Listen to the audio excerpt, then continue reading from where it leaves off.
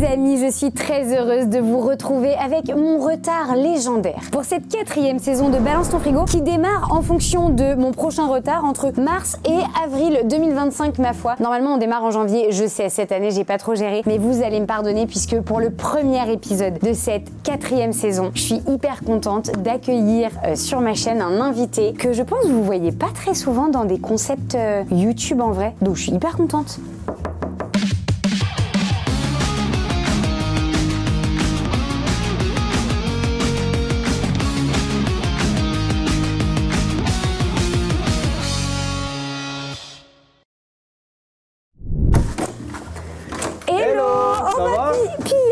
Arrivé. Ah oui, elle t'a salué en premier. Salut Juju, on se fait la bise, je sais pas, bah oui. Mais bien sûr. Comment Bienvenue. tu vas? Ça va. Merci beaucoup. Écoute, tu tombes bien, j'allais jeter mon compost au fond du jardin. Mais attends, mais ton compost qu'on pourrait quand même accessoirement manger parce que... Alors non, je te le conseille pas. Non, quand même. ah ouais, vraiment. Non, je te le conseille. Ouais, alors. Bon appétit Juju. Ouais, non, c'est vrai, t'as raison. Mais en tout cas, l'odeur est quand même agréable. Ouais, écoute, bah ça c'est toutes les pelures de, tu vois, de fruits et légumes ou tous les, malheureusement les quelques patates douces qu'on n'a pas consommées à temps, elles vont finir au fond du jardin au compost et c'est les vers de terre qui vont les manger. Bah voilà, donc en fait au final, zéro culpabilité. Bon, du coup j'irai le mettre tout à l'heure parce que je vais pas t'imposer la traversée du jardin. Histoire qu'on aille découvrir ton frigo. Allez, c'est parti. Oh, j'adore, il était beau. On sent l'habitude de la télé. Hugo, est-ce que tu pourrais, s'il te plaît, s'il y a des personnes qui au cas où ne te connaissent pas, te présenter? Bien sûr. Alors, je m'appelle Hugo Clément, je suis journaliste, animateur, producteur. Je présente une émission qui s'appelle Sur le front sur France 5, consacrée aux questions environnementales. Et j'ai créé aussi un média qui s'appelle Vaquita, un média d'investigation sur l'environnement. Et on lance une chaîne YouTube justement en ce moment, donc abonnez-vous. Et qu'est-ce qu'on va pouvoir retrouver justement comme concept sur cette chaîne YouTube? Alors là, on lance un gros concept dans lequel d'ailleurs tu seras la bienvenue. Avec plaisir. Qui va s'appeler 50 degrés, enfin qui s'appelle 50 degrés. C'est la pièce du futur. En fait, on a construit une pièce qu'on chauffe à 50 degrés avec des grosses machines pour simuler les étés de 2050. Parce que les prévisions des scientifiques, c'est que en 2050, il y a certains étés en France où on aura des températures qui atteindront 50 degrés. Donc ça sera très très chaud. Et pour bien prendre conscience de ce que ça veut dire, de vivre par 50 degrés, de manger par 50 degrés, de faire du sport par 50 degrés, de travailler, et ben on a créé une pièce dans laquelle on va recevoir des personnalités, leur faire des activités, leur poser des questions, faire des interviews, histoire de sensibiliser, de bien comprendre la réalité du changement climatique et de ce que ça va impliquer pour tout le monde. Donc si tu veux venir suer dans la pièce à 50 degrés, on te recevra avec plaisir. Et même je vous souhaite qu'un jour vous puissiez l'ouvrir à des personnes du quotidien qui puissent aussi mesurer ce qui nous attend, parce que toujours pareil, j'imagine, bon, on va en parler dans la vidéo, mais plus tout le monde se met à essayer de faire des petits gestes dans son quotidien et plus on peut faire avancer les choses. Mais merci beaucoup pour cette présentation. Évidemment, tous les liens, que ce soit pour Vaquita ou pour tes réseaux, on les mettra en description si vous avez envie de découvrir un petit peu plus de choses sur Hugo, si vous ne le connaissez pas encore suffisamment. Avant d'ouvrir ton frigo, la première question que j'adore poser, c'est si tu devais le décrire en un mot ou une expression, qu'est-ce que tu dirais? La base. Pour moi, ce qu'il y a dans le frigo, ce qu'on mange, c'est la base de la vie en fait. Ça détermine tellement tout ce qui va se passer dans notre vie, que ce soit le plaisir de manger, la santé, ce qu'on mange 3 fois par jour ou plus pour certains, c'est ce qui va faire qu'on est ou pas en bonne santé, qu'on va réussir à bien vieillir, à bien grandir. Et donc pour moi, le frigo, c'est la base en fait, c'est la base du quotidien. Et c'est peut-être les choix les plus importants qu'on fait dans notre vie, c'est ce qu'on met dans notre frigo et c'est ce qu'on mange. Voilà. Complètement, je suis bien d'accord avec toi. Et ben écoute, je propose qu'on ouvre ce frigo. Est-ce que tu me fais une petite musique de fond? Ok, on peut faire quoi? Un tambour, un truc comme ça? Très bien, 3, 2... Alors c'est pas un frigo modèle, hein. C'est pas un frigo de présentation de téléachat. C'est le vrai frigo. Exactement, mais c'est ce que les gens veulent voir, parce que les frigos parfaits, tout le monde en a ras-le-bol, et nous ici on est là pour montrer les vrais frigos. Donc je vois déjà que beaucoup de légumes. Alors beaucoup de légumes pour la bonne et simple raison que moi je suis végétarien, donc je mange pas de viande et pas de poisson. En revanche je mange des produits laitiers et des œufs. C'est ça la différence avec les végétaliens, les véganes. Les véganes ils mangent pas du tout de produits animaux. Ouais, même pas de miel, ça je l'avais appris récemment. Effectivement, moi je mange du miel, j'adore le miel. Oui, parce que du coup je crois qu'une amie à moi m'avait dit que le miel c'est issu du travail des abeilles et qu'elles sont pas censées travailler pour nous, et puis ça peut être aussi je crois des conditions un peu de stress, etc. Oui voilà, et puis il y a toute une question autour de... Bon moi je vais pas jusque là en tout cas, la production de miel me pose pas de problème éthique, et donc dans mon frigo il y a beaucoup de légumes, beaucoup de fruits et légumes parce que c'est la base de mon alimentation. Je précise tout de suite que mes filles et ma femme qui habitent ici et qui vivent avec moi, Alexandra, exactement, on fait attention justement, d'autant plus qu'on est avec toi, donc on referme le frigo entre deux blabla. En plus il est refroidi avec un générateur charbon qui est devant la maison là. C'est vrai? Ouais. Non, pas Ah mais attends, moi tu peux me faire croire tout ce que tu veux. Ouais, la centrale à pétrole dans le jardin. Baisse le son. Non mais voilà donc. Hugo Clément, la vérité. Les dessous de l'écologie. Quand t'es arrivé, on se faisait un barbecue, mais on a tout rangé. Bah voilà, mais donc, bien sûr, évidemment. Elle est bien, elle là. Hein. Elle est bien, les jambes écartées, pépère. Voilà. Coucou Pia. Bah attends, elle est attentive, hein. Elle Papa explique, on écoute. Donc Pia vit ici, mais aussi nos filles, Jim ouais. et Ava. Jim qui a 5 ans, Ava qui a 14 ans, et Alexandra, ma compagne. Et alors, ma compagne et mes filles sont pas végétariennes. C'est-à-dire que ici, on mange essentiellement végétarien, mais quand elles sont au restaurant ou quand les petites vont à la cantine, si elles veulent manger de la viande et du poisson, évidemment, elles le font. C'est pas parce que toi, t'as pris cette décision. J'ai pris cette décision que je l'impose aux autres de ma famille. Chacun fait ce qu'il veut. Et puis, je pense qu'imposer ce choix-là à des enfants, c'est pas forcément utile parce que ça génère beaucoup de frustration, ça crée des aliments interdits. Et on sait que les enfants, ils ont envie d'aller encore plus vers les aliments interdits. Donc, moi, j'explique aux filles ce qui se cache derrière l'élevage, la pêche, etc. Oui, je leur donne les infos. Des discours et des discussions parfois poussées avec elles là-dessus. Je leur explique en fait ce que c'est parce que tout simplement, les enfants, parfois, ils posent des questions. La petite, elle me demande souvent, mais ça, est-ce que c'est un animal? Mais du coup, est-ce qu'il a fallu tuer l'animal pour le manger, etc. Donc, moi, j'ai pris le parti de pas lui mentir. Ouais, je comprends. Voilà, de pas cacher la réalité, mais pas non plus de lui interdire ou de la dégoûter de ces aliments-là. Oui. Juste, je lui explique comment ça se passe. Et après, parfois, elle a envie quand même à la cantine d'en manger ou au restaurant d'en manger et elle fait absolument ce qu'elle veut et je compte pas lui interdire ou lui imposer quoi que ce soit. Mais en même temps, c'est pas plus mal parce que c'est vrai qu'il y a un vrai sujet sur depuis tout petit, en tout cas la majorité des enfants qu'on a été et des enfants encore d'aujourd'hui, on a complètement appris à dissocier l'animal qui est vivant et qu'on voit et en plus on s'émerveille souvent enfant devant. Bien sûr. La vache, le cochon, tout ça, c'est quelque chose qu'on voit quand même de merveilleux quand on les voit, on est content, on aime bien aller les nourrir dans les fermes pédagogiques. Il y en a partout autour. Ici, on est un peu à la campagne. Il y a beaucoup de vaches, beaucoup de moutons. Elle adore aller les regarder. Et on a dissocié ça de effectivement l'animal qu'on a dans l'assiette. Toi, en leur expliquant, au moins, tu permets peut-être de faire ce que beaucoup d'enfants n'ont pas connu et entre autres, je nous inclus dedans. Et beaucoup ne connaissent pas aussi. Mais après, voilà, c'est le choix de chacun. Mais tu permets peut-être de, entre guillemets, réassocier un peu pour avoir la conscience et se dire après, mon enfant va faire le choix qui lui semble le plus juste. En fait, ce qui est vachement intéressant, c'est la grosse différence qu'il y a entre les animaux de compagnie. Donc, par exemple, Pia qui est là, les chats, les chiens. Et qui vit sa best life. Qui vit sa best life. Elle n'est pas inquiète, elle n'a pas peur de finir dans la casserole. Il n'y a pas de risque. Et en fait, ça nous viendrait même pas à l'esprit de la manger parce qu'elle vit avec nous, que c'est un membre de la famille. En fait, on lui reconnaît un caractère d'individu. On sait que c'est pas juste un chien, on sait que c'est Pia. Et Pia, elle a son caractère, sa personnalité, elle est pas totalement semblable au chien du voisin. Et si on m'enlève Pia et qu'on met un autre chien à la place, je vais être triste parce que je vais avoir perdu non pas le chien, mais l'individu auquel je suis attaché. Et la grande différence avec les animaux qu'on mange, notamment les cochons, les poulets, etc., c'est que c'est des animaux qu'on côtoie pas, donc on connaît pas, et donc on leur reconnaît pas ce caractère d'individu et de personnalité. D'ailleurs, ça se retrouve dans la manière dont on en parle. On dit je mange du poulet, je mange pas un poulet. J'ai mangé de la côte de veau, j'ai pas mangé la côte d'un veau. Et en fait, on considère que c'est un peu une masse informe de viande parce qu'on ne les côtoie pas, et donc on ne sait pas qui ils sont, et c'est beaucoup plus facile de les manger parce que du coup, on a l'impression de manger des inconnus, quoi. C'est ça la différence. Alors que d'un point de vue sensibilité, entre Pia et un cochon, il y a très peu de différence. C'est des animaux qui sont aussi intelligents l'un que l'autre, aussi sensibles l'un que l'autre, qui ressentent autant d'émotions l'un que l'autre, et ça me viendrait pas à l'idée de manger Pia, et pourtant ça me poserait beaucoup moins de problèmes de manger un cochon que je connais pas. Donc c'est pour ça que j'essaye d'expliquer aux enfants pour qu'ils aient quand même conscience que c'est des individus qu'on mange, des animaux. Il faut aussi se poser la question et essayer de les respecter le plus possible. Ouais, et puis je voyais, pour revenir à ça, au fait de pas imposer ses choix, justement, il y a pas longtemps, t'en avais parlé sur les réseaux, je crois, par rapport à Alex, parce que il me semble qu'il y avait eu une publication autour d'elle par rapport au végétarisme et aux gens qui donnaient leur avis sur son physique, etc.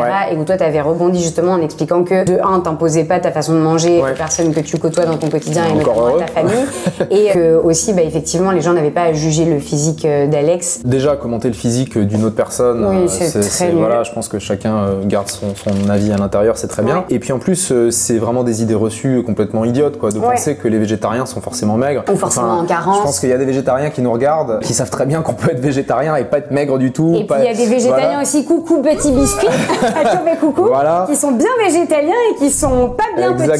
Exactement. Donc c'est vraiment des idées reçues. On peut être végétarien et être en surpoids, on peut manger de la viande et du poisson et être particulièrement maigre. Donc ça veut rien dire. Et il y a plein de facteurs. Que ce soit un régime végétarien ou un régime omnivore, j'ai envie de dire que le plus important c'est que ce soit équilibré. Parce qu'on peut être végétarien et avoir un régime très déséquilibré. Si vous êtes végé et que vous bouffez que des pâtes, des frites, des glaces, voilà, des féculents, vous allez être en très mauvaise santé. Bien sûr. Oui, c'est vrai que des fois on a ce truc de végétarien égale être en bonne santé. Pas forcément. Manger sainement, mais c'est pas forcément le cas, même avec le véganisme d'ailleurs. Et d'autant plus avec le véganisme où il y a tout un tas de. Mais alors, et vraiment. chaque minute qui passe, la posture s'améliore. Le dimanche n'est pas le même pour tout le monde. Voilà. Comme vous pouvez le voir, ce chien est maltraité. Mais c'est vrai que oui, même au niveau du véganisme, je veux dire, on peut manger vegan et notamment avec tout ce qui a été développé pour remplacer la viande. Des fois, il y a des choses qui sont parfois trop transformées. Et du coup, tu peux aussi ne pas forcément toujours manger bien quand tu manges vegan. Transformés, bien sûr. En vegan, des fois, tu as des trucs, c'est 20 ingrédients sur la liste et tu te dis, de toute façon, plus il y a d'ingrédients, c'est bon signe. Exactement. Mais moi, j'ai des trucs qui remplacent quand même, qui font de la protéine. Je vois très bien, c'est mes tofu préférés. Ah, ça, ils sont trop bons. Ah, les Tefun, vraiment, pour tous ceux qui ont peur de tester le tofu dans leur vie. C'est pas une pub, je précise, on n'est pas rémunéré par cette marque. Pas du tout, mais de toute façon, dans Balance ton frigo, si toutes les marques que je cite devaient me rémunérer, je serais, les amis, dans une villa. Après, s'ils veulent m'envoyer un stock de 95 kilos de tofu, je les mangerai. Carrément. Mais en vrai, oui, ça, c'est le préf de Thibaut. Tu vois, le tofu rosso, très très bon. Un peu gras, faut pas le manger tout le temps parce que je crois que c'est assez gras. Il est plus gras que les autres, mais qu'est-ce que c'est bon. Les tofu Tefun, vraiment, je trouve que pour quelqu'un qui veut essayer de manger un peu plus végé et qui a peur du tofu, parce que effectivement le tofu blanc des soupes miso peut être un peu rude. Ouais, c'est vrai. Et aller sur ces tofu là. T'as aussi d'autres types de protéines végétales. T'as le tempeh. Moi, le tempeh, j'adore. Ça change beaucoup du tofu. Bon, le point négatif, c'est quand même qu'il y a un peu de plastique autour, mais bon, ça. Mais après, dans l'ensemble, quand même, je trouve que dans le frigo, il n'y a pas tant de plastique que ça, ne serait-ce que par rapport aux tubes, les légumes qui sont directement rangés sans avoir même de papier craft.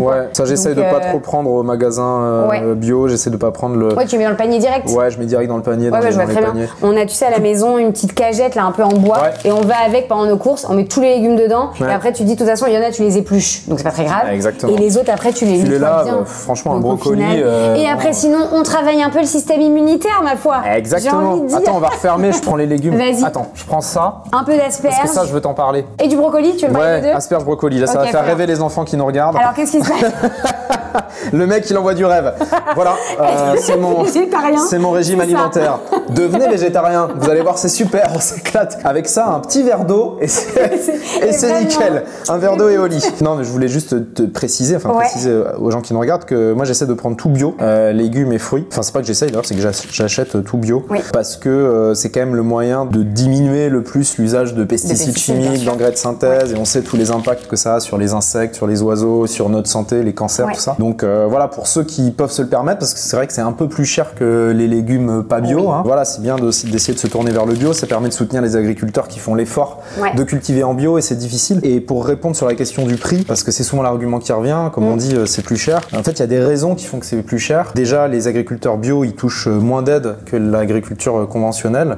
La majorité de la politique agricole commune, elle va vers les subventions de l'Union européenne, ça va vers l'agriculture conventionnelle et pas vers l'agriculture bio, alors qu'on pourrait faire le choix de soutenir plus le bio qu'autre chose. Et en plus, les supermarchés, c'est ça. Mais bon, si tu me lances là-dessus, je vais commencer à rentrer dans des parallèles avec l'industrie pharmaceutique. Ah oui, bon, on peut y aller. Je pense que c'est ta vidéo, tu fais ce que tu veux. Non, et deuxième truc aussi, c'est que les supermarchés, ils appliquent ce qu'on appelle des surmarges aux produits bio. C'est-à-dire qu'ils prennent une marge plus importante sur le bio que sur les autres produits. Ce qui explique aussi pourquoi c'est plus cher. Parce qu'ils partent du principe que de toute façon, les gens qui vont acheter du bio, c'est des gens qui ont un peu plus d'argent. Donc en fait, on peut leur rajouter une marge et ils vont acheter quand même. Mais ça, c'est scandaleux et ça fait que ça prive certaines personnes d'acheter du bio. Et ça prive aussi, je pense, des agriculteurs d'avoir envie de se lancer. Exactement. Parce que je suis sûre qu'il y en a plein qui auraient envie de le faire plus. Et en fait, au bout d'un moment, quand tu mets tout bout à bout, tu te dis, en fait, c'est pas vivable ou c'est pas rentable. C'est ça. Et du coup, je le fais pas. Donc en tant que consommateur, en tout cas pour les gens qui ont les moyens, parce que c'est vrai que les gens qui gagnent peu d'argent, qui sont très contraints par les budgets, on peut pas trop leur dire achetez bio, c'est plus compliqué pour eux. Mais par contre, pour beaucoup de gens en France qui gagnent correctement leur vie, qui peuvent se permettre d'acheter ça, franchement, faites-le. L'agriculture bio, c'est vraiment la meilleure solution pour protéger l'environnement. Tu vois, moi par exemple, mes parents, ils auraient les moyens aujourd'hui d'acheter du bio et je leur fais un très gros bisou d'ailleurs s'ils voient cette vidéo. On vous embrasse. Voilà, mais ils le font pas forcément. Pourquoi? Parce que typiquement ma maman trouve quand elle achète, et du coup c'est une réalité vu qu'il y a moins de pesticides. Parce que quand elle achète des produits bio, ils sont plus vite périssables. Et ben, je sais que souvent, quand on a des conversations là-dessus, bah, ça l'embête parce qu'elle se dit, oui, mais je peux moins les garder longtemps au frigo ou dans ma panière de fruits ou machin. Comme ils s'abîment plus vite, bah, en fait, ça me saoule parce que j'ai l'impression de gâcher de la nourriture si jamais je les ai pas assez de manger et donc de les jeter. Donc finalement, je préfère aller acheter des fruits et légumes classiques où des fois, on voit bien que même la taille des fruits et légumes n'est pas tout à fait normale par rapport à ce qu'elle devrait. Et comme ça, au moins, je les garde et je les jette pas. Donc, bon, mais bon, la question qu'il faut se poser, c'est est-ce que c'est normal qu'un légume qu'on achète, qu'on a acheté il y a 3 semaines, ait pas bougé d'un poil, quoi. Alors, bon, je suis pas sûr que ce soit très bon signe. Je suis pas sûr que ce soit bon signe, mais c'est vrai que... ça, c'est des asperges blanches. C'est le début de la saison là. On arrive en avril, donc c'est le tout début de la saison des asperges blanches. Asperges blanches des Landes. Donc c'est local, ça. Purée. Et j'essaye d'acheter en ouais, t'essayes aussi local. Quand tu peux te faire du local. Ouais. Et ici, franchement, au Pays Basque, Landes, on a quand même pas mal de trucs. Ouais, c'est l'impression que j'avais parce qu'à chaque fois qu'on fait les courses un petit peu dans la région El Thibaut quand on vient, j'ai l'impression que très souvent, on a pas mal de trucs où c'est dit, c'est précisé que c'est local. Il y a beaucoup de maraîchage du coin. ici. Ouais, donc et puis les asperges, c'est vraiment la spécialité les blanches, c'est vraiment la spécialité des Landes, donc elles sont excellentes. Oh mince, moi je préfère les vertes. Ah ouais, je crois il y en a peut-être aussi des vertes. J'espère qu'ils en font aussi quand même. Ouais, il y en a peut-être aussi. Ouais, donc en tout cas voilà, effectivement, alimentation majoritairement végé. Bah tu vois, il y a pas que des trucs végés, regarde. Oui, alors ça c'est pour les filles, ça, tu vois, des petits anchois marinés aux olives, ça elles adorent les petits anchois comme ça. Pour le coup, même si les filles mangent parfois pas végé quand vous êtes à l'extérieur, est-ce que justement à la maison vous aviez quand même des choses qui n'étaient pas végé? On en a très peu, tu vois. Bah là, c'est le seul truc qui est pas végé, je pense. Ouais, les petites sardines, très bon pour la santé d'ailleurs pour ceux qui sont les petits anchois marinés. Ouais, tout ce qui est anchois marinés, à consommer avec modération. Hein. Ouais, bien sûr. Mais les petits poissons comme ça, en général, c'est plutôt pas mal pour la santé. C'est mieux que les gros poissons parce que ça stocke beaucoup moins toutes les particules hyper dégueu qui remplissent nos océans. Donc à choisir entre un saumon, un thon ou ce genre de petits poissons, on part sur les petits poissons. Non, après il y a du fromage, moi j'aime beaucoup le fromage, donc ça c'est vrai que j'aurais du mal à m'en passer, mais pareil, d'où le choix d'être plutôt végé. Ouais, d'où le choix c'est un choix, on va dire, de confort et puis de goût. En fait, j'ai pas envie d'être dans la privation quand je mange. Et autant me passer de viande et de poisson, ça me pose pas trop de problèmes. Oui, puis même je suis pas radical, c'est pas trop compliqué. Non, c'est pas compliqué. Et puis j'en ai mangé beaucoup pendant des années et ça me manque pas particulièrement. C'était quoi le déclic? Bah, le déclic en fait, ça a été à travers mon travail de reporter où je me suis retrouvé à aller dans les élevages intensifs. Parce que toi, tu le voulais au début, ça a été plus pour des reportages? Au début, c'était juste un peu par curiosité. Enfin voilà, c'est parce qu'on était amené à traiter ce sujet-là et donc je suis rentré dans ces élevages pour voir de mes yeux comment ça se passait. Et là, en fait, j'ai pris en pleine tronche un système que je connaissais pas du tout, notamment l'élevage intensif de porc, de poulet de chair. Donc le poulet de chair, c'est le poulet qu'on mange. Et je me suis rendu compte que la norme de l'élevage, c'était l'élevage intensif en fait, et que ce qu'on voit à l'extérieur dans les champs, les vaches, les moutons, ici on en a plein autour. En fait, c'est une toute petite partie du nombre d'animaux qui sont tués chaque année en France. Tous les jours en France, on tue 3 millions d'animaux pour la consommation. 3 millions d'animaux terrestres. La grande majorité, c'est des poulets, enfin des volailles en général, toutes volailles confondues. Et on s'en rend pas du tout compte en fait de ces animaux parce qu'on les voit jamais. Ils sont dans des immenses hangars. La norme en France pour l'élevage de poulets, c'est une feuille à 4. Ça c'est l'espace dans lequel il y a un poulet. Ça, c'est moins de cet espace-là par poulet en France. En moyenne, 22 poulets par mètre carré. Ça fait moins d'une feuille à 4 par poulet. Et ça, je l'ai vu de mes yeux et j'avais aucune conscience de ça. Je me doutais bien que c'était pas exemplaire partout. Pas fou, mais de le voir de tes yeux, tu vois, ces cochons enfermés dans des cages individuelles qui te regardent comme ça, qui peuvent même pas se retourner, même pas se gratter, qui sont entassés les uns sur les autres. Enfin, c'est vraiment des conditions abominables d'élevage. Après, j'ai rencontré des ouvriers d'abattoirs aussi. J'ai beaucoup rencontré d'ouvriers d'abattoirs. J'ai beaucoup travaillé là-dessus. J'ai fait plein d'entretiens avec eux. Et voilà, j'ai pris conscience de tout ce système-là aussi avec les vidéos de L214 et les associations qui montrent la réalité qu'on voit pas. PETA, L214 et tout. Voilà. Et donc, je me suis dit, qu'est-ce que moi, à mon échelle, je peux faire qui changera pas grand-chose à ma vie, un effort que je pourrais tenir sur le temps long. C'est ça, c'est de réduire progressivement et puis petit à petit d'arrêter de manger de la viande et du poisson. Après, encore une fois, je suis pas du tout dans la radicalité. Je pense que ce qui compte, c'est de réduire le volume global de consommation. Donc réduire, c'est déjà très bien. Voilà, moi je suis pas en train de dire à tout le monde faut devenir végétarien ou vegan, sinon ça sert à rien. Non, réduire sa consommation, ça permet déjà de réduire l'élevage intensif. Oui, c'est ça. Parce que si tout le monde réduit, ça se trouve dans le meilleur des cas, un jour on pourrait arriver que à de l'élevage où effectivement on voit les animaux. C'est ça, mais sauf qu'aujourd'hui c'est pas possible parce qu'il y a une demande qui est telle que pour produire autant de viande et de poisson que tout ce qu'on mange, l'élevage intensif est la seule solution qui permet de répondre à cette demande-là. Sinon, il faudrait raser la France entière pour mettre des pâturages partout si on voulait avoir que du plein air, mais c'est impossible. Et puis économiquement, ça marche pas. Donc la seule solution, c'est de réduire ce volume de consommation. Et je pense qu'il faut pas être dans l'injonction et dire aux gens il faut faire ci, il faut être vegan, machin. Mais par contre, leur expliquer comment ça se passe et que chacun réduise à son échelle, c'est bien. Il vaut mieux des millions de gens qui réduisent leur consommation que quelques milliers de véganes. Ouais, bien sûr. C'est ça le plus important. Ouais, complètement. Et alors, est-ce que quand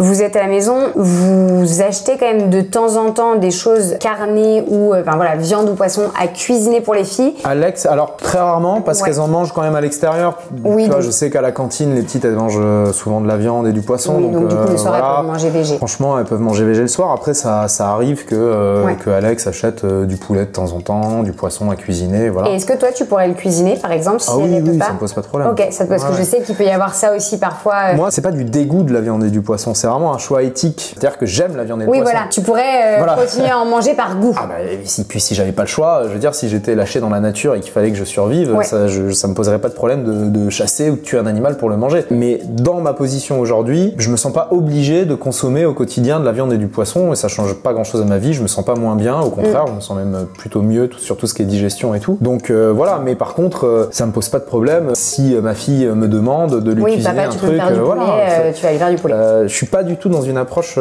radicale. Après, dans la réalité, il y a très peu de viande et de poisson mais après ici. voilà, comme tu dis, elles ont suffisamment de moments à l'extérieur bien sûr, pour le manger si elles en ont besoin. Et au niveau des fromages, on m'avait expliqué justement que quand tu deviens végé, il y a un truc aussi à surveiller au niveau des fromages, c'est la présure, c'est ça. Ouais, la présure. Ouais. Alors là, ça c'est une info qui est pas tout le temps facile à obtenir. Je sais pas sur les mozzarella ingrédients par exemple. Là, tu vois, je sais pas, il précise pas, tu vois. Là, il y a marqué présure microbienne. Donc présure microbienne. A priori, c'est pas de la présure.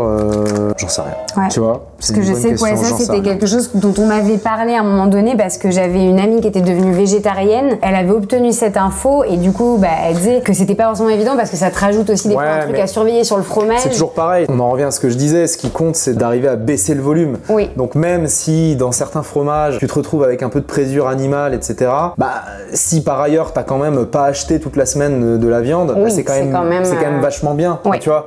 Et je pense qu'il faut qu'on essaie de sortir de ce truc de course à la pureté un peu, d'essayer d'être vraiment pur, machin. Parce que c'est juste impossible ou extrêmement compliqué, extrêmement contraignant. Donc dans la vie du quotidien, la plupart des gens n'ont pas le temps de consacrer des heures par jour à chercher chaque produit. Mais déjà de se dire ce midi, je vais me faire des pâtes à la tomate plutôt que de me faire des nuggets de poulet avec, tu vois. Ça c'est facile à faire. Ça change rien et ça peut changer beaucoup de choses pour les animaux et l'environnement si des millions de gens le font tout le temps, quoi. Ouais, complètement. Donc voilà, et ça n'empêche pas une fois de temps en temps, si tu as envie de te faire un barbecue le week-end avec tes potes, de te faire un barbecue. Oui, d'en faire un. Ça fait pas de toi un salaud pour autant. Non. Voilà, parce que par ailleurs, t'essayes d'avoir un impact. Voilà. Et je pense que c'est ça qu'il faut encourager, surtout.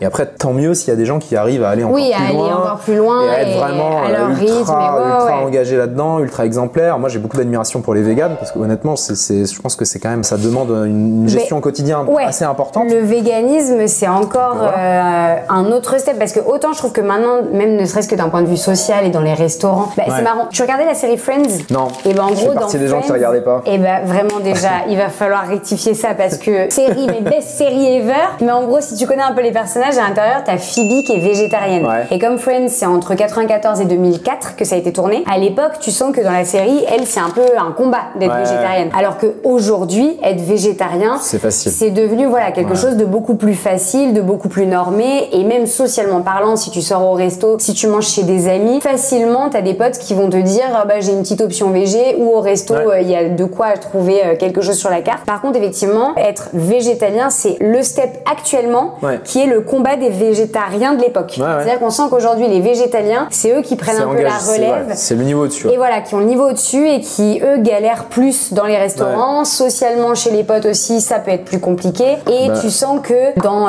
on va dire, la pensée collective un peu, les végétariens, c'est devenu globalement assez commun, facile à gérer, mais du coup, c'est les végétaliens qui sont devenus un peu chiants, tu vois. En mode, c'est un peu relou, vous mangez rien, c'est toujours compliqué de vous faire plaisir. Tu sens que c'est eux qui ont pris un peu ce rôle-là. Alors que la plupart, ils font chier personne, ils font des trucs dans leur coin. Exactement. Et voilà, c'est ça. Mais tu sens que, on sait pas encore, ça va évoluer. Et assez rapidement, je pense. Parce qu'il y a des pays qui ont déjà évolué là-dessus, et nous, ça va c'est vraiment c'est le fromage, mais c'est surtout les œufs. Les œufs, ça, j'aurais beaucoup de mal à m'en passer aujourd'hui, parce que c'est vraiment à la base de mon régime, quoi. Ouais, m'en parle pas, j'en connais c'est des œufs bio. J'en connais un qui aurait beaucoup aussi, mais je comprends. Alors ça, faut donner le tips aux gens qui nous regardent, pour bien choisir les œufs. Carrément. Faut regarder le numéro qu'il y a sur la coquille. Il faut que ça commence par 0. 0, c'est les œufs bio plein air. Plein air, exactement. Après, quand c'est 1, c'est plein air. Quand c'est 1, c'est plein air. Et ainsi de suite, ça va jusqu'à combien? Ça va jusqu'à 4, il me semble. 4, c'est en cage. Et 3, c'est dans... Ouais, c'est pas en cage. Non, parce que batterie, c'est les cages. cage. Ah donc 3 c'est en bâtiment fermé, en bâtiment fermé mais pas en cage. Ouais, mais bon, oui, en gros c'est faut regarder le numéro sur les œufs et ça pour le coup ça coûte pas beaucoup plus cher hein, les œufs. Et ces petits tubes pour les œufs comme ça, c'est beaucoup même quand tu as besoin de te déplacer. Si tu as besoin de prendre des œufs avec toi. Ça c'est très bien. Non mais parce qu'en fait à un moment ça me faisait péter un plomb tous les 3 jours de revenir avec 2 boîtes d'œufs, tu sais, en carton et de me retrouver à acheter 4-5 boîtes par semaine. Du coup, tu pars avec aux courses. Donc je pars avec aux courses. Ah mais c'est génial. Ouais, et au magasin bio où je vais faire les courses, t'as des œufs en vrac en fait, t'as des grandes palettes d'œufs, pardon. Tu te sers, hop, et puis voilà, ça évite de générer du déchet. Purée, trop bonne idée. Bah, ça pour le coup, je vais le noter et je pense que je vais m'en acheter parce que un peu comme toi, j'en ai marre. Surtout que nous au bio, ils sont souvent plutôt par 6 parce qu'on prend des œufs qui pour le coup sont locaux, qui sont du Tarn, pareil, bio plein air. Et du coup, tu les prends par boîte de 6. Et bah, je t'avoue que quand on rentre à la maison, vu la consommation qu'on a à 2, on arrive avec pour 3 jours 6 ou 7 boîtes. Tu remplis ta poubelle jaune avec que des trucs d'œufs. Exactement. Et au bout d'un moment, tu te dis bon, c'est un peu dommage. Je voulais parler un peu de à quoi ça ressemble quand je vois un peu tout le frigo, une journée dans ton assiette, matin, midi et soir. Est-ce que les produits laitiers, ça te sert de petit déjeuner? Petit déj, mais surtout goûter. Ok. Ouais, moi je me fais des goûters tous les jours parce que je fais pas mal de sport. Mais il n'y a pas d'âge pour le goûter. Attends, faut pas avoir honte. Goûter jusqu'à la fin des temps. Ouais, j'avoue, franchement, le goûter c'est. Mais la base. Et puis quand t'as des enfants, tu reprends encore plus plaisir à le faire. Exactement. Et puis en général, le week-end, quand je fais 2 séances d'entraînement dans la journée, je fais une course à pied, ensuite une natation ou une course à pied, un vélo. Entre les deux, je me fais un petit goûter.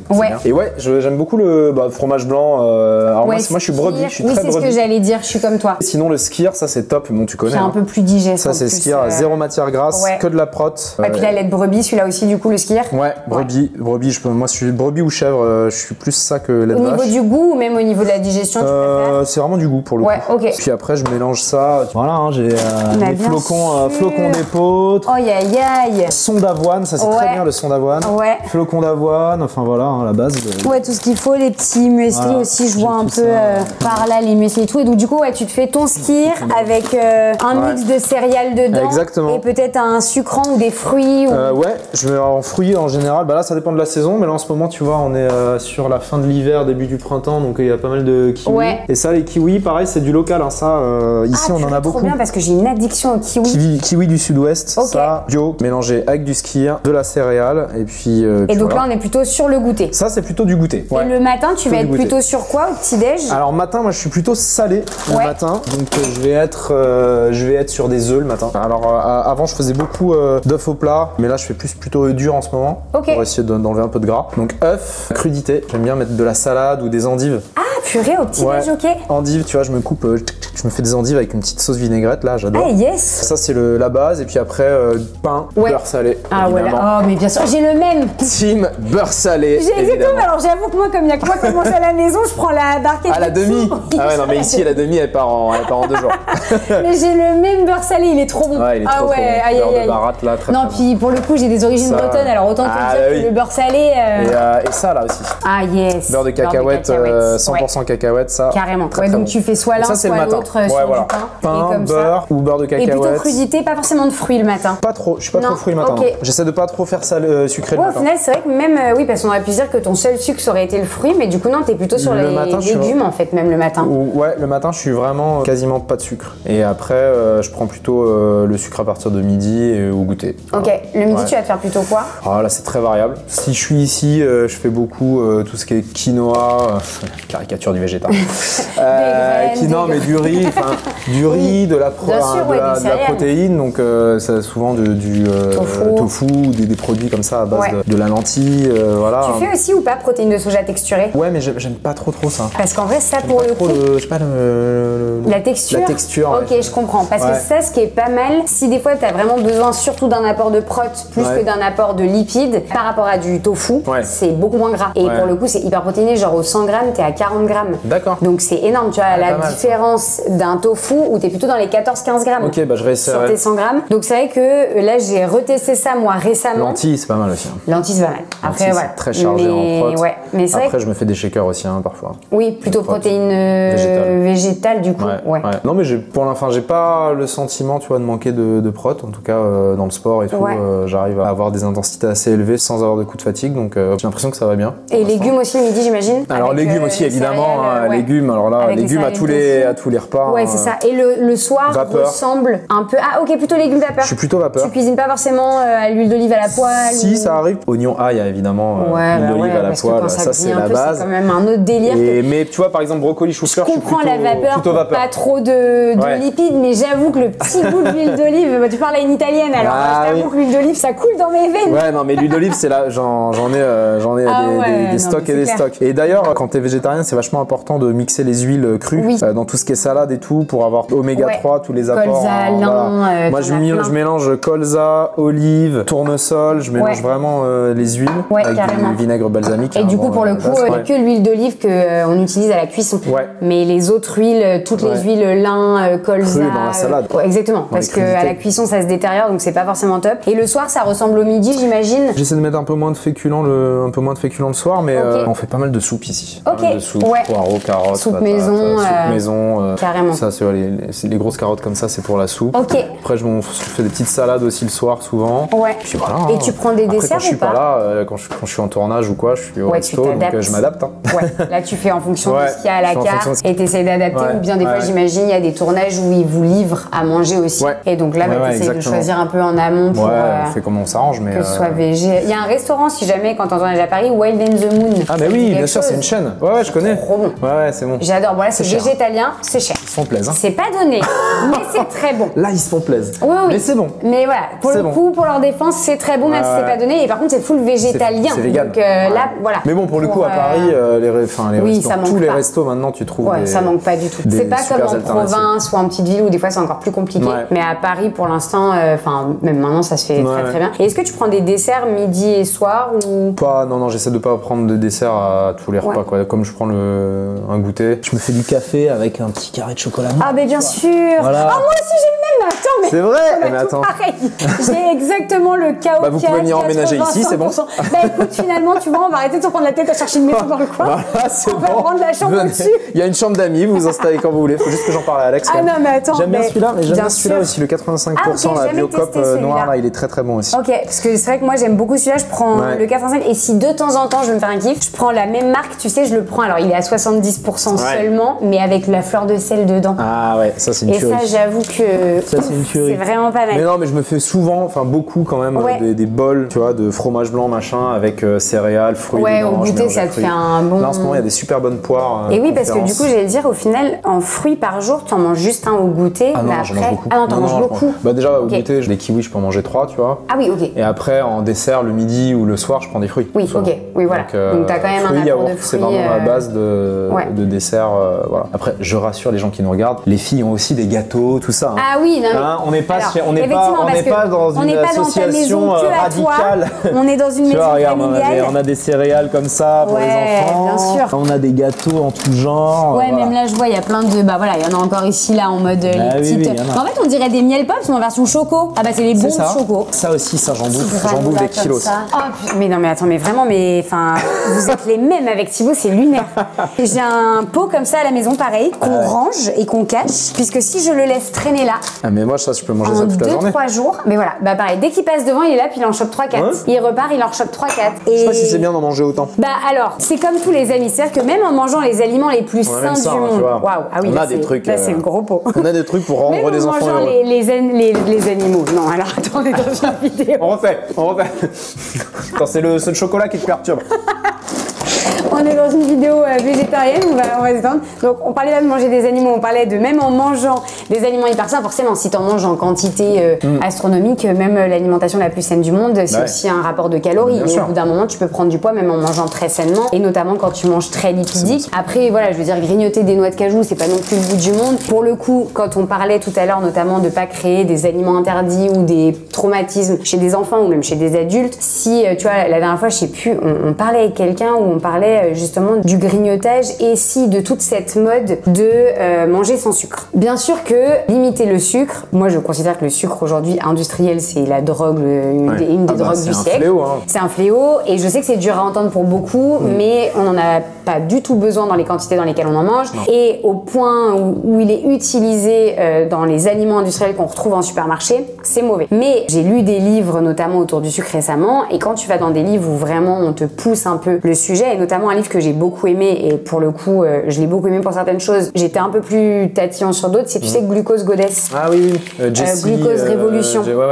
Jessie Je trouve que le livre est hyper intéressant, mais je trouve que si tu as un rapport un peu compliqué à l'alimentation, à un moment donné, voilà, c'est-à-dire que tu peux rentrer dans un truc où, dans le livre, on finit par t'expliquer, et je peux l'entendre, mais on finit par t'expliquer qu'un sucre, qu'importe d'où il vient, est un sucre. Mais va dire à quelqu'un qui essaye de se sevrer d'une alimentation hyper industrielle très sucrée, donc tu as tous les petits gâteaux et tout, et bah ouais, mais tu sais, même le sucre de ta banane, c'est du sucre. Bah ouais, mais à un moment donné, il va te dire, attends, ça veut dire quoi? Ça veut dire que même les fruits, j'arrête. Et je trouve que là, tu rentres dans un truc qui commence à être un peu... mais surtout qu'on a besoin d'une certaine dose de sucre. C'est juste que, effectivement, les industriels mettent du sucre partout, y compris dans les produits salés. Exactement. Et donc, le problème aujourd'hui, c'est qu'on mange du sucre sans s'en rendre compte, et que l'alimentation, notamment pour les enfants, est une alimentation ultra sucrée. Et que les industriels jouent là-dessus, parce qu'il suffit de voir n'importe quel gamin. Moi, les filles, c'est pareil, tu leur donnes un bonbon, elles en reveulent un derrière, elles sont complètement... Ça les rend ouf, les bonbons. Bien sûr. Et donc, c'est une question de mesure. Il faut pas se priver de... En fait, il faut que ce soit simple de manger. Moi, je pense que c'est vraiment ça la clé. Il faut pas que ce soit une prise de tête et qu'avant de faire un repas, on se dise, bon alors, prenne un tableur Excel pour dire, alors qu'est-ce que je peux mettre, pas mettre. Je pense qu'il faut juste que ce soit simple, et il y a des évidences. Évidemment, bouffer un Kinder Bueno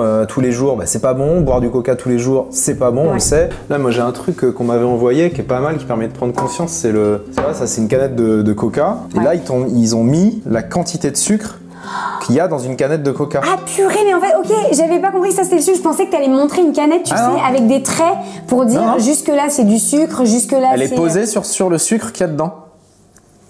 Oh waouh. Voilà. Donc c'est ça le sucre dans une canette de Coca. Donc là tu comprends bien que faire ça et bouffer tout ce sucre là, ok, tu peux le faire de temps en temps, mais il faut quand même éviter quoi. Ouais, non mais bien sûr. Et puis ça ne viendrait jamais à l'idée. Là tu peux en sucrer des yaourts avec ça. Hein. Ah oui, non mais puis ça ne viendrait jamais à l'idée de le consommer comme ça. C'est ça aussi. Exactement. C'est qu'en fait ce qui est marrant, c'est qu'il y a des choses comme ça où tu te dis, si c'était présenté sous cette forme, jamais de la vie je mangerais autant de sucre en un coup. Alors que le Coca on le boit en 5 minutes. Exactement. Donc au final, tu vois, même le jus d'orange que tu fais maison, alors évidemment c'est mieux que d'acheter un jus d'orange industriel, mais les nutritionnistes ils ont plutôt tendance à te dire quand même il vaut mieux manger l'orange en tant que tel. Tu pèles ton orange, tu manges ton orange, tu vas être beaucoup plus rassasié, alors que pour faire un verre de jus d'orange tu vas devoir presser 1, 2, 3, 4 oranges, et donc tu vas boire tout le sucre de 4 oranges sans manger les fibres des oranges, et là tu te fais un shot de sucre que tu aurais pu éviter. Alors sinon il faut juste se dire, si je l'avais mangé j'en aurais mangé une, donc je vais m'en presser une. Exactement. Et du coup tu te fais un shot en fait. Mais effectivement c'est sûr que non, tu mangeras jamais qu'un orange un matin, donc remplir un verre c'est sûr que c'est beaucoup. Mais en tout cas voilà, tout ça pour dire que... Ça commence à bouger là-dessus, parce que tu vois, je sais pas si tu te rappelles de Cristiano Ronaldo en conférence de presse. Avec le Coca à la bouteille d'eau. Il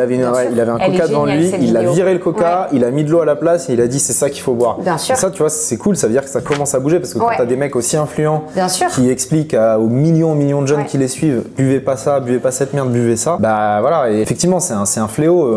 On sait que l'obésité aujourd'hui, qui est en bonne partie générée par la surconsommation de sucre, c'est le fléau de santé publique de l'époque moderne, et on aura bientôt plus de 50% d'obèses dans les pays développés. 50% d'obèses, de personnes en surpoids, pas d'obèses, c'est pas pareil, mais c'est énorme quoi, et ça génère du diabète, des maladies cardiovasculaires, des problèmes d'articulation, de mobilité, et c'est vraiment un fléau, et je pense qu'on combat pas assez ce fléau, il n'y a pas assez de choses qui sont mises en place. Non, et en même temps, c'est très compliqué, parce que tu vois, souvent on en parle de ça avec Thibaut, où justement quand on discute tous les deux, comme j'ai dit, l'obésité, il y a un gros facteur évidemment alimentaire, mais ce facteur alimentaire ne dépend déjà pas forcément que de toi, parce qu'il dépend de ton éducation, des habitudes que tes parents t'ont données, que tes proches t'ont donné, et en fait au final tu te rends compte que l'obésité, plus tu creuses, et même le surpoids, c'est multifactoriel au possible, et finalement après tu as aussi un côté qui est très psychologique, tu as des traumatismes qui peuvent en fait te générer un rapport compliqué à l'alimentation et tout. Il y a aussi tout un facteur de vision du corps, troubles du comportement alimentaire, les dictats de la société et tout. Et en fait, j'ai envie de dire, quelque part, on pourrait dire pareil avec la cigarette, parce que la cigarette, typiquement, on a fait croire aux femmes à une époque c'était cool si elles fumaient. À une époque on a fait croire aux mecs que c'était des bad boys et que ça attirait plus les femmes s'ils fumaient. Donc en fait, t'as aussi tout un truc. Et puis t'as des gens qui fument parce que c'est pas juste ils ont goûté la cigarette, c'était cool. Il y a aussi tout un biais hyper, comment dire, de santé mentale.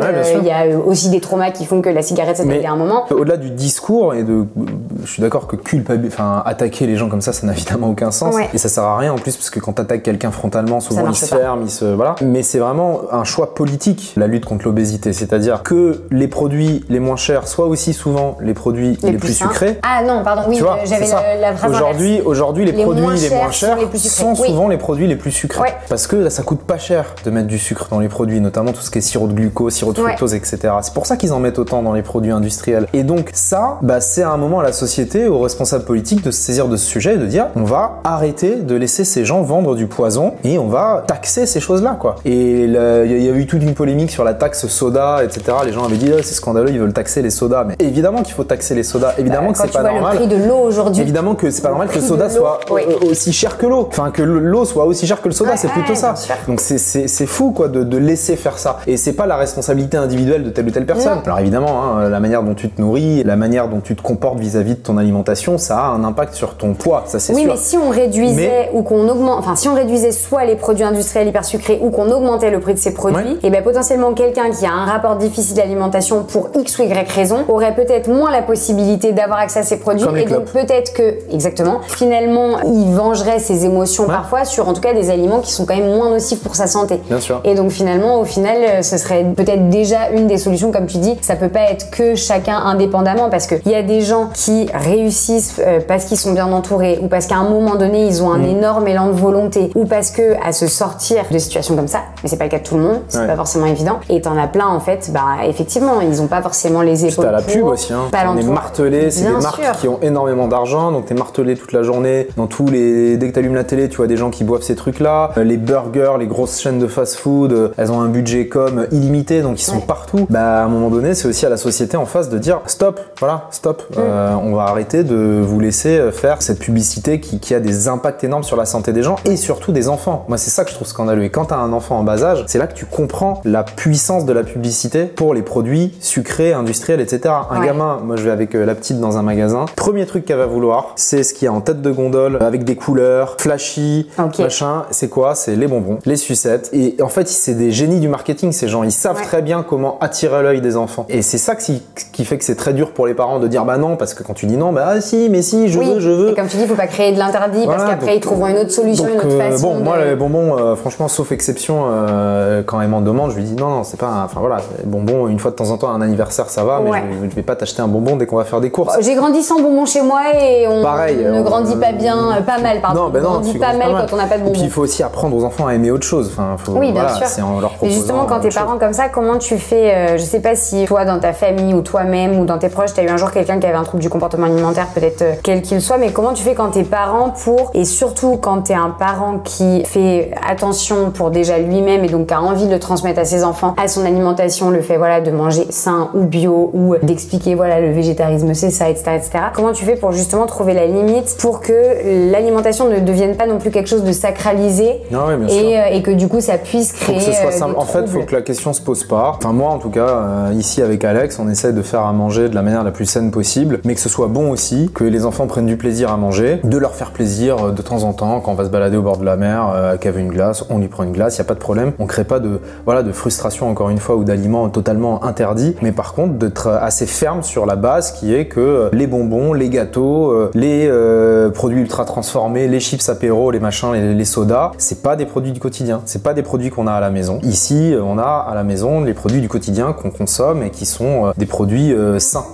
Et les exceptions, il n'y a pas de problème, mais ça peut pas être tous les jours, quoi. Moi, je pense qu'il faut être ferme là-dessus. Après, chaque parent gère comme il veut, et c'est pas facile je le sais, de toujours résister à la puissance, comme on disait, en face du marketing et les enfants qui te harcèlent pour avoir leur sucette, leur machin. Et c'est pour ça que je dis que je pense que c'est aussi au pouvoir public de dire que ces marques-là, qui sont des poisons pour les enfants, on le sait, on connaît les conséquences à long terme sur la santé, ne devraient plus avoir, selon moi, le droit de faire de la publicité, d'être sur les écrans pubs entre les dessins animés, toutes les pubs pour les bonbons, les produits machin. Moi, je trouve que c'est pas normal. Je trouve qu'on devrait pas laisser faire ça. On devrait pas laisser faire ça parce que ça viendrait l'idée de personne de laisser des pubs pour la clope ou l'alcool entre des dessins animés pour les gamins. Et encore voilà. Que aujourd'hui, tu vois, c'est des façons différentes de faire de la pub parce qu'aujourd'hui, je veux dire, l'alcool, la cigarette, c'est encore vachement romantisé dans plein de trucs qu'on regarde, tu vois, de films, de séries. On fait plus de la pub directe comme on en fait pour de l'alimentation sucrée, mais on l'a fait de façon détournée, même sur les réseaux. Combien on peut voir des fois de shooting photos ou tu vois de spots un peu vidéo où on te montre que c'est glamour de fumer ou que finalement prendre l'apéro. Ça, j'ai l'impression que ça change quand même la clope. J'ai l'impression qu'il y a quand même Ça dépend des moments, C'est de moins en moins glamour. T'as Alliance contre le tabac qui travaille beaucoup là-dessus et qui sont chouettes. Moi, j'ai déjà fait un peu des prises de parole avec eux et ils luttent vraiment. C'est compliqué d'interdire parce que va y avoir peut-être parfois l'effet inverse quand vous interdisez un truc, tout le monde va essayer de se procurer le produit machin, mais en tout cas de rendre plus compliqué ces business-là qui mettent en danger la santé des gamins. De se les procurer moins facilement. Et pareil pour l'activité physique. Moi, je pense qu'on a un grosse carence en France de l'activité physique à l'école, dans le cadre de l'école. Ça a réduit. Nous, quand on était jeunes, on avait 4 heures toutes les semaines. Et moi, je trouve que c'est pas assez, déjà. Mais c'était déjà mieux qu'aujourd'hui où je sais qu'ils ont 4 heures une semaine et 2 heures l'autre semaine. Oui, et puis c'est à moitié optionnel, la moitié du temps. Voilà. Les gens, ils se font des certificats, machin, pour pas y aller. Enfin, ou alors même, c'est tellement important. C'est tellement important d'apprendre aux enfants. Enfin, je pense que ça devrait être un pilier de l'école, en fait, l'activité physique. Après, le truc, c'est que là, c'est toujours pareil. C'est là que tu te rends compte que tout est imbriqué parce que, au final, je suis un peu d'accord avec toi. Je pense que même il y aurait à revoir finalement le système éducatif de dire, en fait, être assis de 8h à 17h sur une chaise, ça n'a pas de sens. Personne n'est fait pour apprendre aussi longtemps. Et si on réduisait un peu comme beaucoup d'autres pays, notamment les pays du Nord le font très bien, la partie apprentissage pour que ce soit plus efficace et que derrière on dise aux enfants, mais c'est pas la seule façon dont on s'épanouit dans la vie. Apprendre, c'est bien. Plus à l'extérieur aussi, bouger, dans le contact de la nature. Dehors, exactement. Donc pas être juste devant un tableau ou devant un écran et voilà, apprendre à bouger son corps parce que tous les enfants à l'école ne deviendront pas des mathématiciens, des ingénieurs ou d'autres métiers. Il y en a qui seront peut-être des sportifs professionnels plus tard. On leur fait pas assez découvrir ça et goûter ça. Et en l'occurrence, je veux dire, l'école, ça apprend plein de choses pour la vie plus tard, pour être un adulte accompli sur plein de domaines. Mais le sport, c'est l'école de la vie. En fait, c'est une vraie école de la vie aussi. Donc au-delà même et c'est quand même la base, mais au-delà de la santé et de ce que ça t'apporte d'un point de vue physique, etc., il y a aussi tout ce que ça t'apporte en termes d'apprentissage, de communication avec l'autre, d'échange avec l'autre, de se confronter, d'échouer, de se relever, d'être persévérant, etc. En fait, ça apprend tellement de choses qui sont tout aussi bénéfiques pour un être humain en devenir que ce qu'on apprend en termes de théorie sur les bancs d'école. Mais surtout que c'est pas contradictoire. Mais pas du tout. D'augmenter la dose d'exercice physique, ça permet aussi d'être beaucoup plus productif et beaucoup plus concentré sur les phases d'apprentissage plus académiques, plus théoriques. Bien sûr. Et quand tu coupes une journée par une activité physique, on le voit, nous en tant qu'adultes, t'es dans une journée de taf un peu galère, tu vas courir une demi-heure, 3/4 d'heure, 1 heure, tu reviens, ça va mieux. T'es plus focus, t'es plus concentré. Donc même en termes d'apprentissage théorique, c'est important. Et même je suis sûre que même pour les relations des fois élèves-professeurs, parfois sont tendues pour X ou Y raison et peut-être parce que justement pour un enfant rester aussi longtemps assis, tu deviens nerveux parfois. Et en fait potentiellement t'aurais aussi des relations plus apaisées parce que les enfants seraient moins sur les nerfs. Mais voilà, c'est vrai que c'est là que tu vois que toujours pareil, tout est imbriqué et en fait quand tu veux faire bouger un truc, il faut remonter encore au truc d'après ou plus haut pour faire bouger aussi ça et ainsi de suite. Et bon, en tout cas, on a tous à notre échelle des moyens d'avoir un impact sur toutes ces choses-là à travers nos actes de consommation. Parce que notre carte bleue, c'est comme un bulletin de vote qu'on utilise plusieurs fois par jour. Quand on achète quelque chose, on vote finalement pour la société qu'on veut ou qu'on ne veut pas.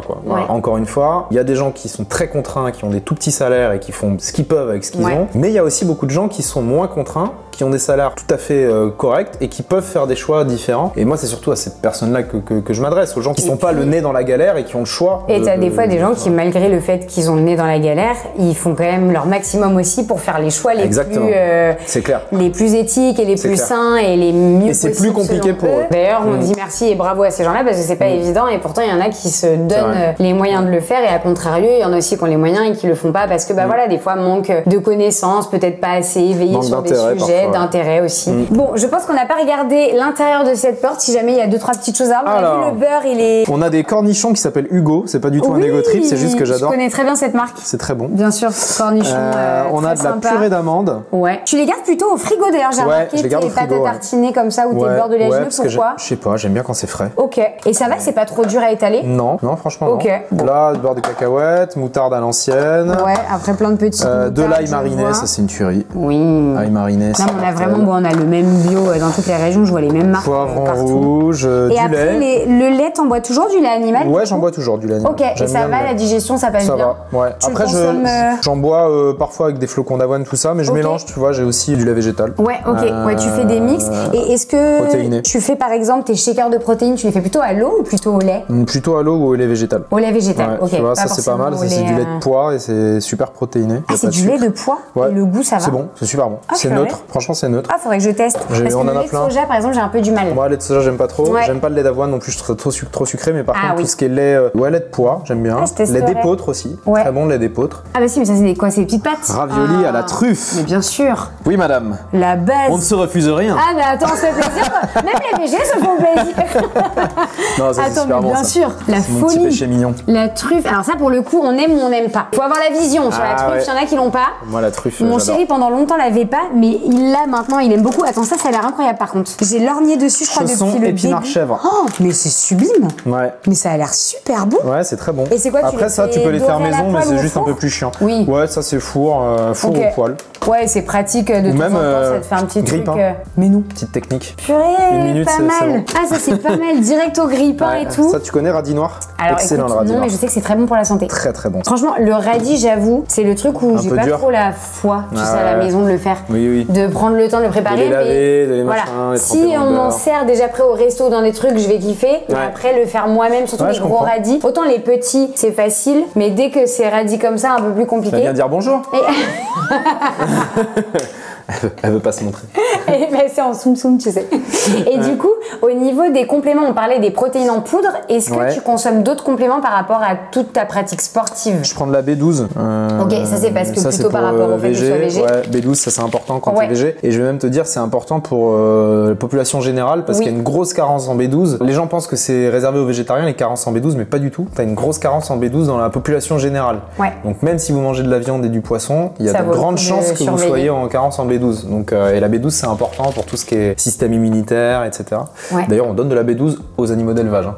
Ça me fait toujours marrer quand on dit que les végétariens vous avez besoin de B12 parce que du coup ça veut dire que c'est pas naturel. Bah oui, on en donne aussi aux animaux que les gens mangent. Donc voilà. Mais non, sinon je prends pas trop de compléments alimentaires. Après, je prends pour tout ce qui est séance un peu d'intensité. Ça m'arrive de prendre des barres de céréales, barres énergie, barres énergie. T'en as là ou pas des barres d'énergie? Ça, j'ai un placard entier de. Ah non, c'est vrai? De gel. Ah mais fais voir, je veux voir ce placard. Je te l'amène, c'est là-bas parce que. Bon, alors montre-moi tout ça. Ça c'est le côté pas glorieux. Le survie du coureur. Ça j'en suis pas très fier parce que il y a beaucoup de plastique. Wow. Non mais ouais, je t'ai amené un petit échantillon, mais ça c'est de la boisson isotonique, donc c'est ce que je mélange. Donc ça c'est ce que tu prends pendant l'effort ou tu le bois en amont? Ça c'est pendant. Ok, quand tu cours et quand tu fais du vélo, j'imagine? Ouais, vélo et course pendant les séances, mélange à de l'eau. Après, t'en as différentes versions. Ça, c'est les gels. Alors ça, c'est vraiment pas très bon, mais en goût, moi j'aime pas trop. Ah ouais, mais par contre, c'est très efficace. En fait, ça, c'est des gels sucrés qui sont très faciles à digérer. Parce que autant quand t'es sur un vélo, bon, tu peux manger des trucs solides, t'arrives à digérer, mais quand tu cours pendant un semi-marathon ou un marathon ou un triathlon, ça c'est bien. On est d'accord que les gels, je crois qu'on m'avait dit quand tu fais un marathon, faut être sûr d'avoir bien testé tous tes gels en amont. Oui, faut avoir testé avant la nutrition parce que si tu te retrouves avec des produits que t'as jamais testés et que tu les digères mal, bah ça te flingue, ta course. Okay. Mais ouais, voilà, et puis après j'ai plein de barres protéinées, de barres de céréales, purée, des pâtes de fruits, voilà. Oui, oh là là, mais non mais ça vraiment ma hantise quand j'étais enfant. Oh non. Ah non. Les pâtes de fruits quand j'étais petite. Moi j'adore les pâtes de fruits. Aïe aïe aïe, je pouvais pas. Mais bon, ça, tu vois, je suis pas très fier de ça parce que c'est beaucoup de plastoc. Mais j'ai pas trouvé il faudrait que je me fasse mes propres barres. J'allais te le dire. Sinon, tu fais tes barres énergétiques toi-même. Oui, non, pas tu les emballes dans de l'alu. Ouais, en course, c'est pas pratique. Ça dépend. Alors ouais, oui, parce qu'il faut que tu les prennes quand tu pars courir, en fait. Ouais, j'allais te dire, je sais pas si ça existe, des petits tubes. S'il y en a qu'on la rêve, sait-on jamais. Des petits tubes pour barres. Mais il faut que ce soit pratique parce que quand tu cours, si tu galères à l'ouvrir et tout, voilà. Bon, voilà, ça c'est mon petit. Comme on disait, on peut pas tout faire parfaitement. On peut pas tout faire parfaitement. À un moment donné, il faut aussi que toi, par rapport à tous les efforts sportifs que tu fais, tu puisses t'y retrouver et à un moment donné être en forme quand tu fais ton sport. Mais les gels, bon, tous les gens qui font des sports d'endurance. Ah bah t'es obligé. Tout ce qui est gel et tout ce qui est boissons isotoniques, les électrolytes aussi, je sais pas, il y en a peut-être là-dedans. Ouais, il y en a là-dedans. Ouais, voilà. Les électrolytes. Et après, toutes les petites barres. En fait, tout ça, c'est vraiment que pour quand t'es sur le vélo et la course. Ça, c'est, toutes les courses, les grosses séances, voilà. Tu t'entraînes combien d'heures par semaine? Je m'entraîne à peu près en fonction des semaines entre 13 et 20 heures. Ça dépend. Une grosse semaine, c'est 20 heures. Pas tous les jours, parce qu'il y a tous les jours, il y a des jours où je peux pas m'entraîner 2 fois par jour, mais il y a au moins 3 ou 4 jours dans la semaine où je fais au moins 2 séances par jour, parfois 3. Quand je travaille pas, c'est souvent 3 séances par jour. Donc natation, vélo et course à pied, ou natation, course à pied et muscu. Voilà. Mais en ce moment, j'ai un volume d'entraînement assez important. Et ça, c'est parce que tu as un objectif là particulier à court ou moyen terme? Là j'ai un objectif cette saison, c'est de faire la saison de swimrun. Donc les swimruns, c'est des courses qui mélangent course à pied et natation, où les deux sont imbriqués. Donc en gros, c'est pas tu cours et après tu nages, c'est tu cours, tu nages, tu cours, tu nages, tu cours, tu nages, tu cours, tu nages. Et donc tu cours avec ta combi et tu nages avec tes baskets. C'est ça le concept. Waouh. Et c'est souvent sur des trails, donc c'est des distances assez longues. Ça peut aller jusqu'à 40, 50, 70, 80 km. Donc c'est des courses qui durent de longues heures avec des efforts assez intenses où tu es dans l'eau froide, etc. Donc tu as besoin de te ravitailler. Je fais ça avec mon partenaire qui s'appelle Fred Bellobre, qui est un ancien triathlète olympique qui a fait les JO 2 fois. Et là, on fait les championnats de France cette année. Trop bien. Avec l'objectif de faire après les championnats du monde. Mais justement, ouf comme objectif, mais j'allais te demander par rapport au fait que tu nages en eau froide et en même temps que tu cours. Est-ce que c'est pas compliqué? Parce que je sais qu'on dit souvent que quand on nage en eau froide, il faut un petit peu prendre du gras pour pas avoir trop froid dans l'eau. Et en même temps, quand tu cours, il faut que tu sois léger. Oui, ça, je sais pas s'il y a une formule magique, mais c'est sûr que quand t'es très très sec, tu peux avoir plus vite froid. En même temps, le matériel est plutôt bon, donc et puis c'est rarement des sections de course qui sont très longues d'un coup. La plupart des sections de nage qui sont très longues d'un coup. La plupart c'est 800 mètres, 1 km. Donc ça va quand même assez vite. Parfois sur certaines courses, t'as du 3 km, 4 km d'un coup. Là, t'as froid. On en a fait où on a eu vraiment froid. Et la gestion du froid, c'est un vrai enjeu. Mais faut pas non plus être trop lourd parce que après sur les courses, plus t'es lourd, plus t'as de poids à emporter. Donc il faut trouver le juste milieu, quoi. Tu cours pas à plat. C'est plus en mode. Tu cours rarement à plat. C'est souvent avec du dénivelé. Donc effectivement, si t'es très lourd sur le dénivelé, c'est plus difficile, quoi. T'as plus de kilos à monter. Donc, complètement.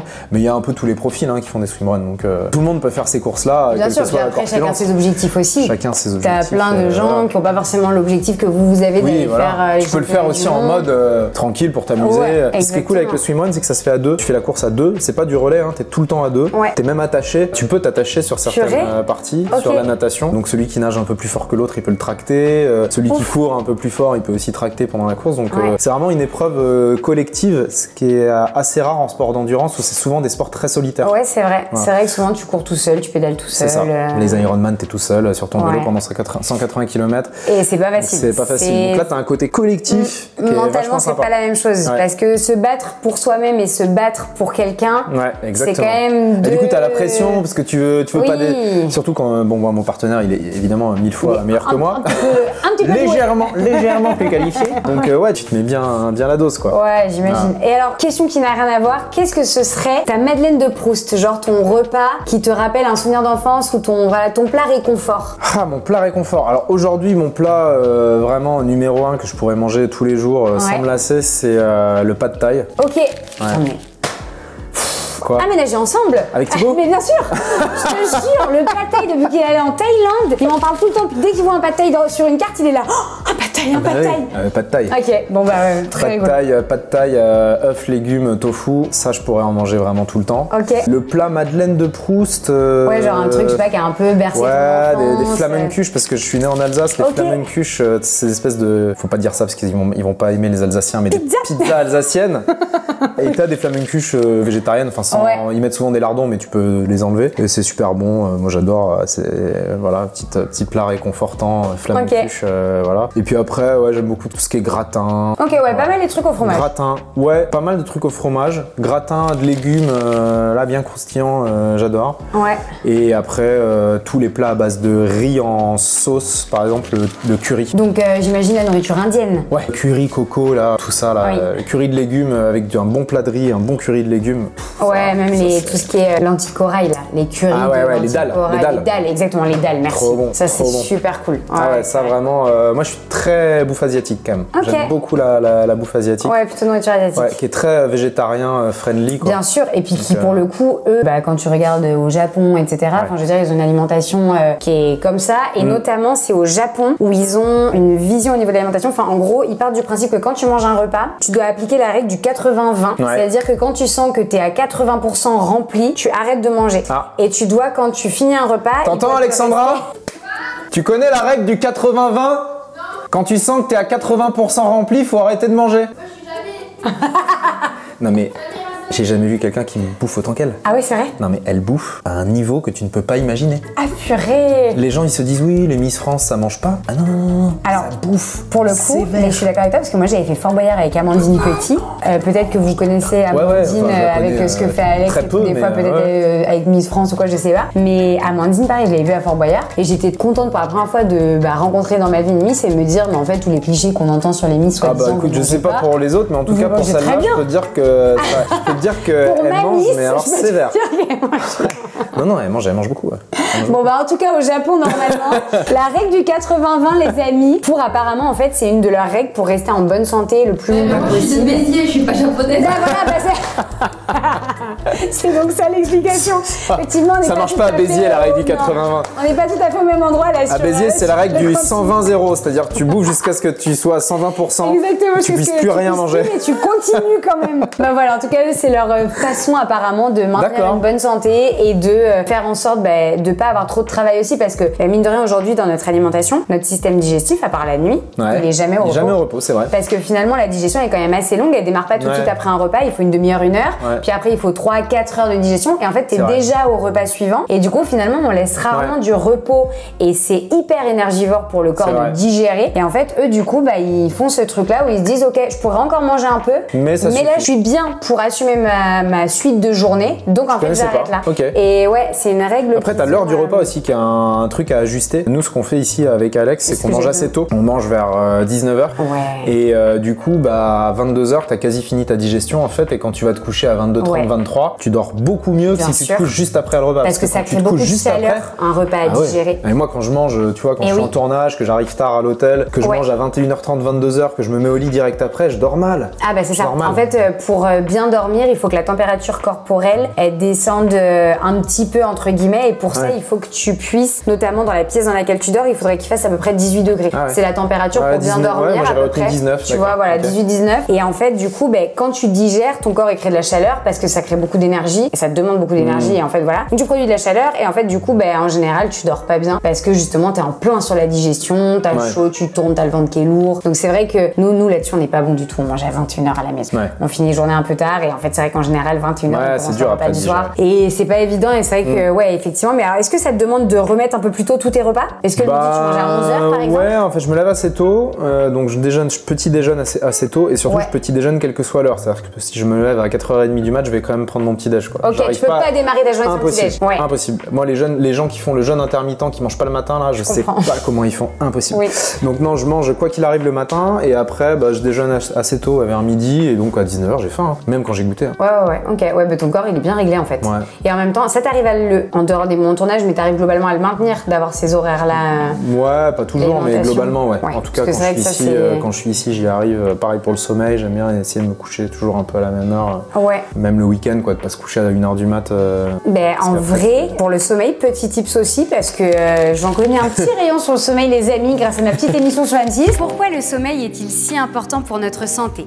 Comment éviter les insomnies? Et quels sont les secrets pour avoir un sommeil réparateur? Toutes les clés pour mieux dormir vous attendent dans Living Santé sur M6 et dès maintenant sur M6+. En vrai, le sommeil, pareil, ce qui est le plus important, c'est l'heure de lever. Si tu as une heure de lever qui est tout le temps la même à maximum 1 heure près, et en fait, ça va forcer... La régularité, en fait. La régularité, c'est ce qui va permettre que tous les soirs, globalement, tu aies la même heure de coucher. C'est vrai. Et du coup, même en week-end, en vacances et tous les amis... Il faut se lever à 6h30. Voilà, un petit conseil de Juju.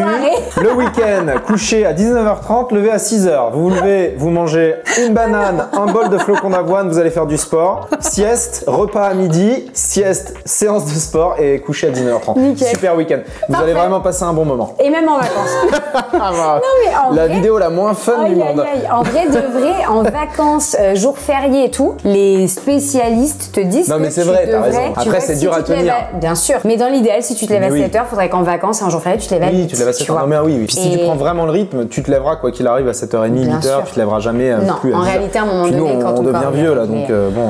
Ah bah m'en parle pas, j'ai passé la trentaine, ça y est, ça craque de partout. C'est fini, les grasses matchs jusqu'à 11h terminés. Aïe aïe aïe, bah bien sûr. Et alors attends, est-ce que tu pourrais nous parler de ça? Le truc sur lequel t'as mis ta caméra? Oui, exactement, le truc sur lequel j'ai mis ma caméra.